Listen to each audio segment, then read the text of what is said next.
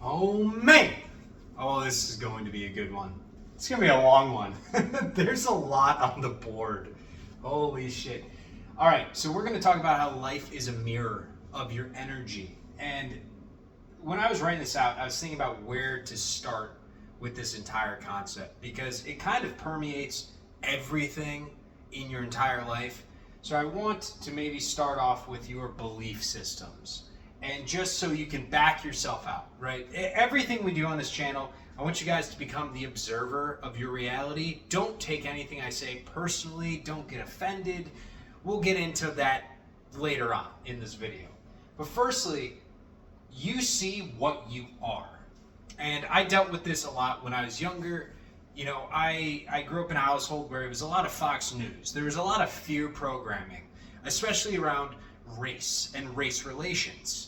And so when I would be walking down the street and I saw a group of black guys walking down the same side of the street, the worst kind of thoughts would come into my head.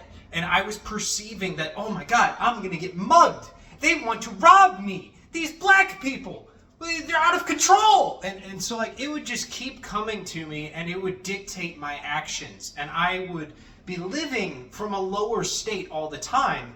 And because I was in such a low state, the energy that I was meeting life with, being out of fear down here, out of anger down here, is what I would perceive coming back at me. Now, at this time, I had no idea about any of the shit that I know about now. So I kept going through the exact same cycles over and over again. And I didn't realize that I was the one that was consciously creating these cycles. I would give my energy out, that energy of fear, the energy of anger, the energy of doubt, the energy of pride, jealousy, whatever it may be. And I was meeting the world. I was meeting the universe with that energy. And I was shocked. I was literally bewildered. I was like, God, why do you keep presenting me with all these situations that make me angry? I just want to be loving and joyous and just, frolic through the fucking daisies and hang out with squirrels and maybe adopt them. Okay, that's what I did yesterday. All right, I'm trying to adopt a squirrel right now. It's a process, all right? It's a process. But I kept meeting life out of a lower vibration. And so the life that I kept perceiving, that which was reflected back to me, was also that lower vibration.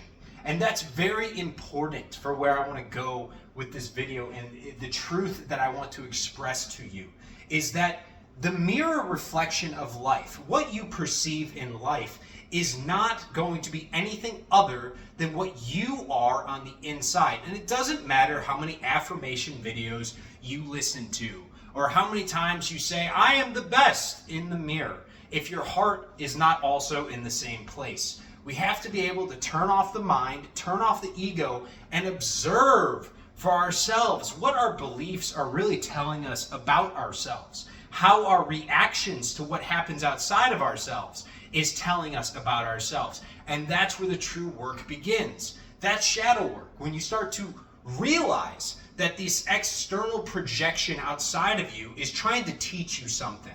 Whether it is a joyous, happy, loving scenario or something you can actually want to give your energy to, that teaches you gratitude. You should be happy. You should live for those type of moments and you should give yourself to those moments. But when things don't necessarily go your way, it also is a way of God showing you things about yourself. How you met that moment, what you believe about yourself and about the world outside of you that created that for you to perceive.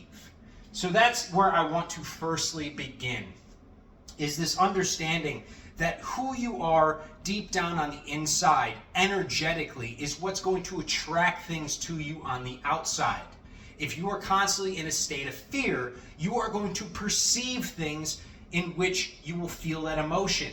If you are living in a state of anger, you are going to perceive things that will draw you to that anger. And if you live out of a state of love and joy and abundance, well, then you're going to see it all around you because you are embodying it within yourself. You have to meet God halfway. If you want to see something change on the outside, we have to change within ourselves first. Okay? You don't get what you want until you become that which already has it. All right? So moving on. This is a very interesting one. This could be an entire video by itself, but I had to talk about it when it comes to life as a mirror of your energy. Judgment, condemnation, and morality. Now, there's that question. I'm sure you've had it before. I had it a shit ton when I was younger, and it was, why, oh why, do bad people always get better things? Why are they so abundant? Why is life so easy for them? Why is it difficult for me? I'm a good person, right? Why the fuck did they get ahead when they're chopping people's knees out from under them? And the reality of this is kind of sickening, but once you see it, once you understand it, it's going to allow you to move on with your own life. And the first thing I will say about this before I get going is that life is a game. And your job is to play your game and to stop looking at other people's fucking monitors. Screen hopping is not cool. Okay, Cody? I remember that. We used to do 360 no-scopes on Rust, bitch ass, and you would just stare at my screen. That's not very cool, my dude. I wonder where you're at these days. I digress. I would look out, and I had this sense of morality about myself. This can come from your religion, it can come from your parents, it can come from your schooling, it can come from the book of law. Whatever it may be, we all have a sense of morality, a sense of good, and a sense of bad. And then we go out into the world. And what we're supposed to really be doing with this sense of good and bad is using it through the eyes of discernment and figuring out, okay, if that thing is bad, then you are not going to partake in it. It's not good for me. It's not good for my energy. It doesn't bring anything joyous into my life. If anything, it makes me worse. It makes me fearful. It makes me angry. I don't like those things. But where does morality get us in trouble? It gets us in trouble when we have this higher than thou sense of morality, which we can call pride. And then we take our pride and we go out into the world and we see people doing things that we have decided through the skills of our own discernment that they are not good for us. However, because they're not good for us, they must not be good for them. And if it's not good for them and they do it anyway, they must be evil. Yeah, that fuck-ass bullshit is keeping you stuck. Stop doing it. Please. I'm going to lose my mind. Because I see it all the time. It's so easy for us to fall into judgment and condemnation of other people for doing things that we ourselves would not want to do. And because we have this sense of morality and our ego tells us that we are perfect, that we are the best, that we know it all, that if somebody else is doing something that we perceive as bad, then they must be bad, and that is the gateway. That is the door for the devil to come into your life. And the devil in this sense is the lower vibrations. You don't want to be in a sense of pride because that's what judgment leads to. Hey, they're doing something bad, therefore they are bad. And I myself am good. So I'm up here and they're down there. What do we call this? That's called judgment. And if you put yourself above other people at all time, that is pride. And if you live from that state on a day-to-day basis throughout all the time that you have, you're never going to get above pride. And my goal here on this channel is to get everybody up here, man, because it's more fucking fun up here, all right? Enlightenment is awesome, and we're going to get into it. Joy is wondrous. When was the last time you were joyous? Okay? When was the last time that you were like giddy, ear to ear, smiling, cracking jokes, completely present, hanging out with the boys, hanging out with the chicks, enjoying time with the family, just in the flow of life? When was the last time? That's where we want to go. But it's very difficult to get there when we're stuck in judgment, condemnation, and this false sense of bullshit morality where you are the ultimate source of goodness, and everything else outside of you that you perceive as being bad, well, you're going to judge those people for it. You have to let go. You have to detach. You have to realize that you are the player in your own game. And when you look at other people's screens and you judge how they're playing, you aren't playing your own game. If anything, you're just a backseat driver for somebody else. And that's going to ruin how you play your own game and what you attract into your own life. Because your energy, it sucks. It's not good. Nobody loves a hater. Nobody loves somebody that points the finger and judges them. Do you like it when somebody judges you? No. Fuck no. I mean, let's be real. Nobody likes somebody that is just like out there hating on them, saying, oh, well, you did this wrong. You stuttered at that word. Oh, well, you can't do that. The rules right here say that you can't do that. And blah, blah, blah. Shut the fuck up. Just stop it. Just stop it. Play your own fucking game, okay? And enjoy your game. And what you notice about life, I want to relate everything back to life being a mirror, is when you stop judging other people, when you stop living from a state of condemnation, when you stop taking your own morality and projecting it onto other people, you start to notice that the people around you don't do that to you. They don't really do it to you too much because you're in a higher vibration now. So you're attracting people that are like yourself. Everything on the outside is a reflection of what you are on the inside. And if you meet life, you start meeting life from a state of love, and you start loving everyone else, loving the expression that they are giving as an aspect of source of God, because that's what we are. We are all just fractals of God. And it's senseless for us to try and figure out why some people enjoy doing some things and others enjoy doing others. It's much easier to be like, hey, you know what? That's pretty cool. You're pretty good at that. And you know what? You love doing it. So I love that too. I love you, brother. That's awesome. You keep being you. And you over there, you keep doing your thing as well. And you know what? When you're the person that's constantly uplifting other people, people swarm around you because higher energy attracts more people. It attracts energy. And then people uplift you. They push you. They tell you how great you are because you have been telling them how great they are.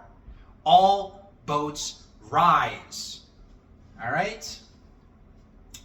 Now, I'm going to go to the book of Matthew, or the other place you can find this is the Gospel of Thomas, which is one of the non-canonical Gospels from the Bible. They didn't include it because Jesus spat so hard. I mean, he just spit so much game that they're like, nope, you can't have this shit in the good book. You can't do it. The people are going to get too smart. They're going to get too woke, and then we can't control them. See, we're not going to include that shit. Basically what he says is you can't put new wine in an old wine skin.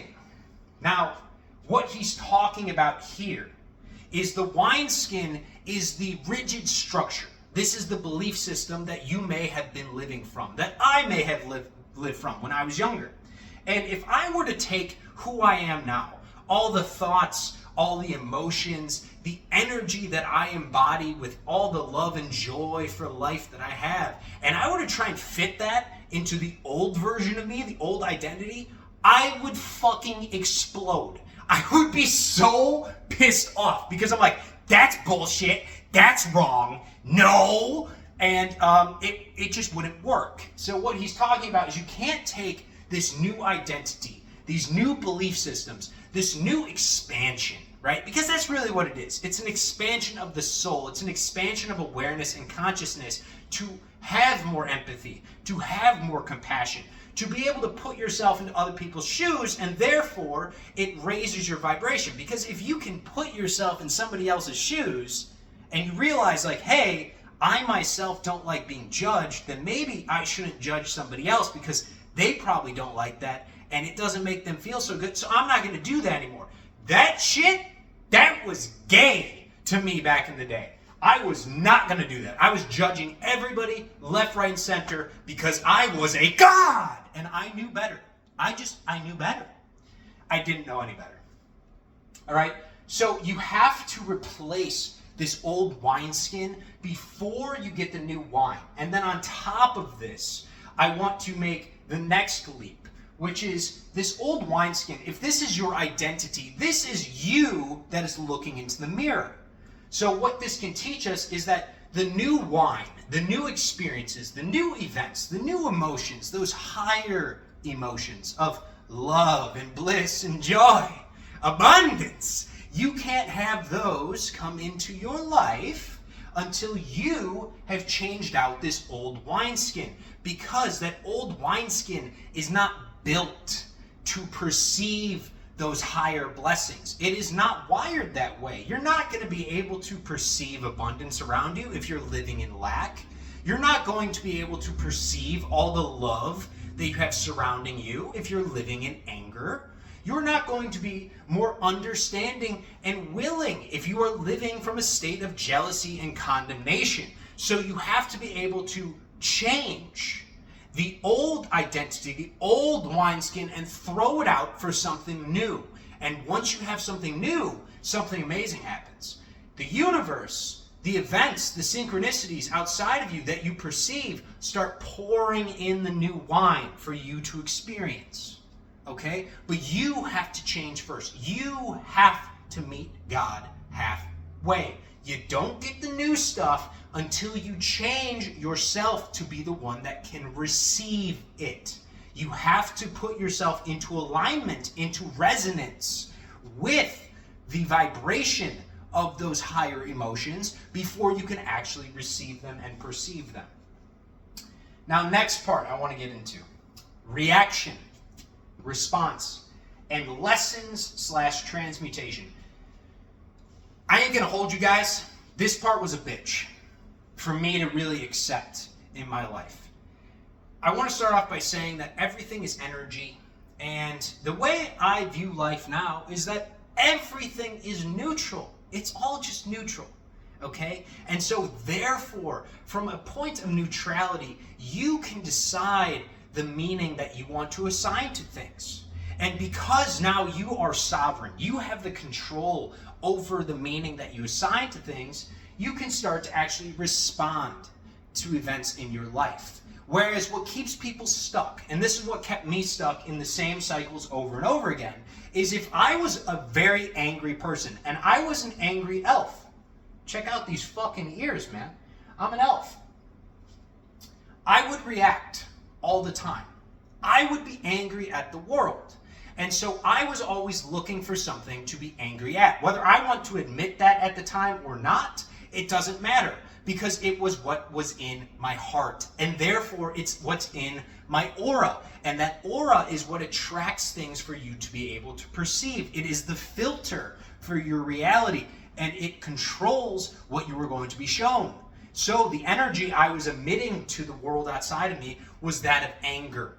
And so what I kept perceiving over and over again was events that would make me angry. Whether it was some drunk asshole out at the bars that I would then fall into judgment over and I would go talk to and I would get into a fight with them, or whether it was something political, or something I saw on X, I think it was Twitter at the time, or just a random by chance meeting with an individual. It was like I was wired in such a way, I was always looking for something to draw me back to that anger. I was looking for things that would piss me off. And so I kept attracting things that would piss me off. And what I did for a long time is I kept getting pissed off. I kept meeting the moment with anger. I wasn't thinking at all. I wasn't being a better version of myself. I wasn't even trying to. I was living from the programming that I was angry. That old, outdated version of myself. I didn't think it was outdated at the time. I thought it served me pretty well. Getting into fights all the time, I was a badass, right?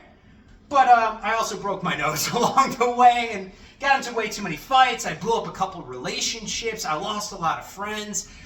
A lot of things collapsed in around me because I kept meeting my life with that same anger. And every time I perceived something that would make me angry, I met it with more anger. And so then we wonder, we sit there and we're like, well, God, why can't I get more love into my life? And he's just sitting upstairs. Motherfucker, you have to change. You want something better? Show me. Show me that you can handle something better. Show me the love. Show me the loving version of you first, and I will give you more things to love. Show me the joyous version of you first, and I will give you more things to be joyous of. Okay? Try a little gratitude, and maybe I'll give you something in your life that you can be grateful for. But if you keep choosing anger, I'm going to keep giving you shit that you're going to get angry about. Because obviously, that's what you want. You keep picking it. You keep fucking picking it. So why do you expect something different?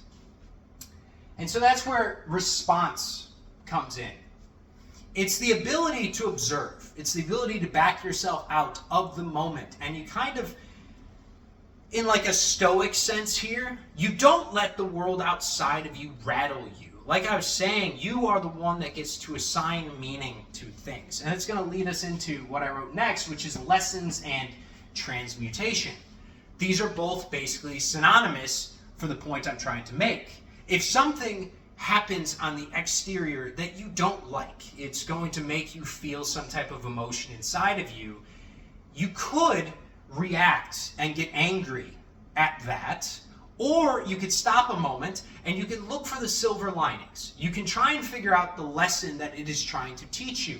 Is there a better way to navigate this situation? Is there another emotion that I can feel? Is this maybe one of those events that happens in my life where God is like winking at me? He's sending me a synchronicity of like, hey, you don't like this in your life, so maybe you should be grateful that I'm showing it to you, so then you can finally learn to stop reacting in the way you have been reacting, and you'll see it less. And that's usually how it works.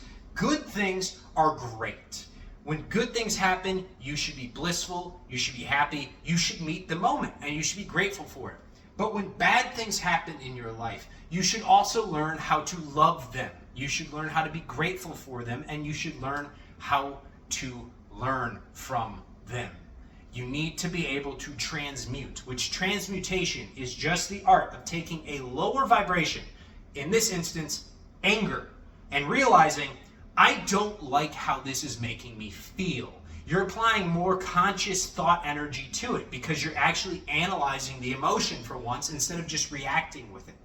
And then you could meet the moment with compassion. You can meet it with understanding. You can have a willingness to talk things out instead of just throwing the fist. And the difference there in vibration, that's what transmutation is. You take a little bit of conscious thought energy to a lower emotion and you rise with it. You take it to a higher place and you learn.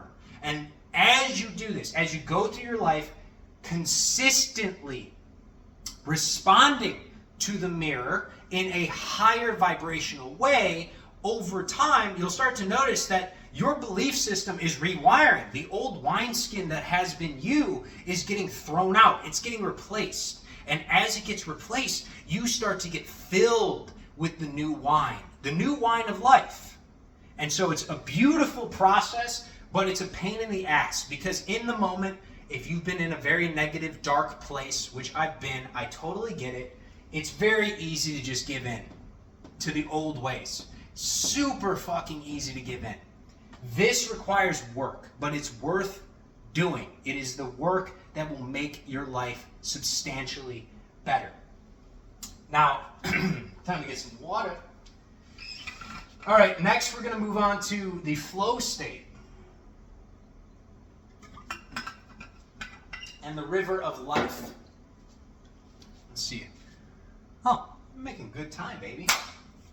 All right, so firstly, starting with flow state, I want to be very clear. Flow state is akin to enlightenment in my eyes. Because when you're in a flow state, you don't really have to think. You just kind of are going with the flow. And when you're going with the flow, things are easier.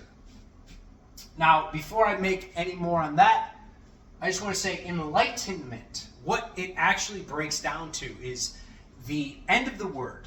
Ment means mind. Okay? And to enlighten is to alleviate. So you are alleviating the mind. What are you alleviating the mind from? Thought. You're alleviating it from ego. You are alleviating it from having all this ruminating anxiety-ridden thoughts just riddling your mind and making life more difficult, because that's usually what they do. When you're stuck in thought, you're not taking action. And that's what flow is all about. It is taking the action of least resistance. That's where we want to go with this, all right? Because I want you to think about the last time you saw a river. Do rivers go over mountains? Do they go uphill? Do they go over boulders? Or do they go around them? Do they find the lowest point of ground, the place of least resistance, and flow there? That's where the flow state is, the state of least resistance. And least resistance is the one in which you don't have to think about it. It's very easy for you to just act from it. And how this relates to the river of life is we all are on this journey. We can call it the river of life.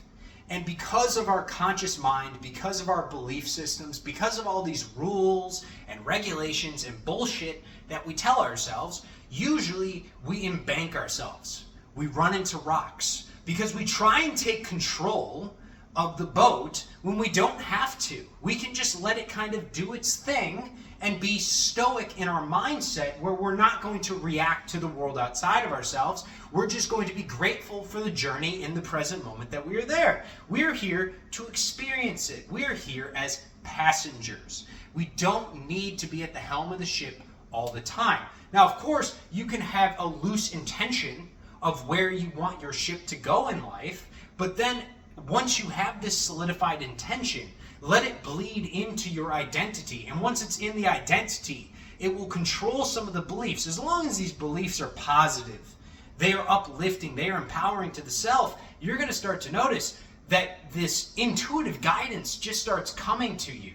And as it comes to you, it's very easy for you to act. And that's where we want to get to. If we're talking about how life is a mirror of your energy, the best place you could possibly get yourself to be is in the flow state all the time, which basically means that your life is almost on autopilot. You just get to enjoy the byproducts of all of your success, of your beingness. But your beingness is dictated by your ability to flow with life instead of fighting it. Fighting it is what we do when we get into judgment and condemnation. When you constantly are reacting to the world, where you have an old rigid mindset that doesn't want to expand and grow, and so you keep fighting the mirror outside of yourselves. You have all these old belief systems that don't serve you, and you keep perceiving them, and you keep fighting back. The flow state is when you release attachment to all of it, and whether something is good, whether something is bad, you view it kind of as neutral, and you get to assign your own meaning a response. And if something is truly terrible, you get to learn from it. So you always have something to be grateful for. You always have something to look forward to. And you can always find yourself in a joyous and happy mood because you know that you are on the journey of life and you are exactly where you're supposed to be. Right? You're exactly where you're supposed to be. Just have a good fucking time and play your own game. Now, finally, I want to get into energy, vibration, and enhanced perception. We already kind of covered this a little bit, but I didn't talk about all the emotions on the right side of the board. So, your vibration is kind of like a average. So, think about your day, think about your week, and all the different activities and events that fall into that time frame.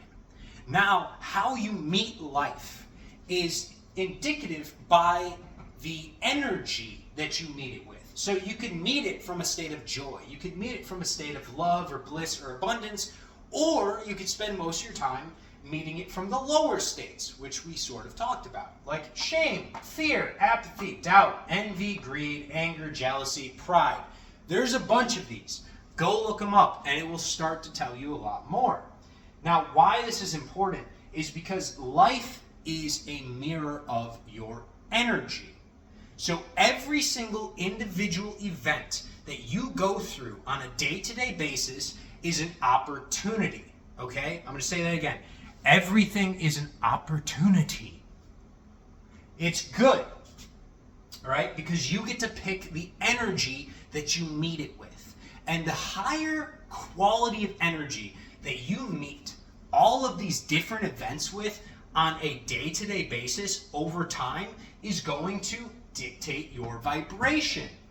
And your vibration that you embody internally is going to be what is reflected back to you by the mirror outside of you. If you want your reality to get better, if you want the world outside of you to be better, then you need to start embodying that better.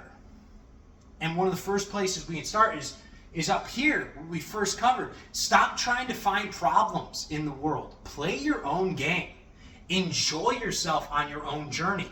But if you keep seeing that other people have these little sticks in their eyes, it's probably because you have one in yours.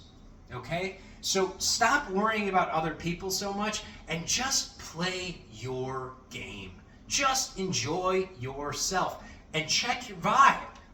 Are you vibing? Are we having a good time or are we having a bad time? It's okay if we're having a bad time. You know what? We can be grateful for that because it's going to teach us the things that we've been doing that now we probably don't need anymore. We can use our discernment and say, no, you know what? That makes me feel like poop. Throw it out. Throw it. You don't need it. You don't need it. Get rid of it. Okay? And so this leads into enhanced perception. The enhanced perception is going to go back up here to reaction, response, and lessons, because I told you guys about being the observer, right? Backing yourself out, realizing that this physical body, your physical body, is an avatar, okay? I don't think I'm crazy, all right? I'm telling you guys the truth. It's an avatar. You are the consciousness, but you are not just your body. You are an eternal soul that is living a temporary physical existence. And so you are the consciousness that is wired into this body, and you can control it. You get to decide what you want to do with it. And with this enhanced perception, when you finally start observing yourself, you back yourself out, you see yourself like it's a Sims game. And you can start to see like, hey, you know what? That event happened on the outside, and I responded in this way, which was a negative way, and then I realized that the next day I had another event that was very similar to that one, and I responded in that exact same way again. And then it just happened again today, and I chose a better one.